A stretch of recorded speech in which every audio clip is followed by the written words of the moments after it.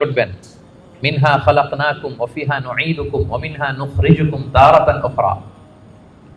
আল্লাহ বলেন, আমি মাটি থেকে বানিয়েছি, মাটির কবরেই তোমরা আবার প্রবেশ করবে, আবার ওই মাটির কবর থেকে যেভাবে প্রথম বানিয়েছিলাম আবার উঠবে।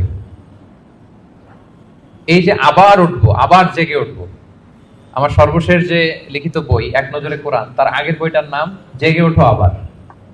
দেখছেন আপনারা? ওই জেগে ওঠো আবার মানে আবার যে আমরা জেগে উঠবো, মৃত্যুর পরে আমরা সবাই আবার জেগে উঠবো। আমাদেরকে জাগিয়ে তুলবেন কে? এই যে মৃত্যুর পরে আবার জেগে ওঠা, এটাকে আরবিতে বলে আল বাস। আরবিতে কি বলে? আল বাসু বাদাল মাউত, মৃত্যুর পরে আবার জেগে ওঠা।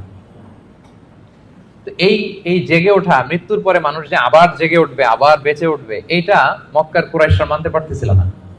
কারণ তারা দেখে যে প্রাচীন প্রাচীন কবরস্থানগুলোতে মানুষ মরে যাওয়ার পরে পচে গলে শেষ হয়ে যায়। ইভেন মানুষের যে স্কেলিটন থাকে, হাড়, এগুলো 10-15 বছর পরে মাটির সাথে মিশে গুঁড়ো হয়ে যায়। এই গুঁড়ো হয়ে যাওয়া জিনিস, যেটার কোনো অস্তিত্ব নাই, আবার কিভাবে কি করে ওঠে, এটা তাদের মাথায় আসতেছিল না।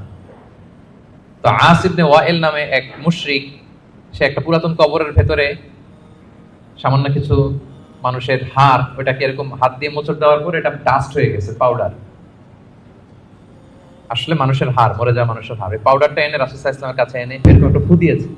ফু দেওয়াতে বাতাসের মধ্যে বালুটা মিশে গেছে। তো তখন আস ইবনে ওয়াইল বলে যে মাই ইউহিল ইযামা ওয়া হিয়া রামীম, মুহাম্মদ তুমি বলতেছো এই ডাস্ট থেকে আল্লাহ আবার এই মানুষটাকে বানাবেন? এটা তো একটা মানুষের কঙ্কাল ছিল, এটাকে যে তোমার সামনে ফু দিলাম, এটা তো বাতাসে মিশে গেল। তুমি কি বলতে চাচ্ছ যে এইটাকে একদিন আল্লাহ আবার জীবিত করবেন? মাই ইউহিল ইযামা ওয়া হিয়া রামীম, এটা কিভাবে? How come it's possible? এটা কিভাবে সম্ভব? তো ধুলা হয়ে গেছে, বালি, মানুষ বলতে কোনো অস্তিত্বই নাই।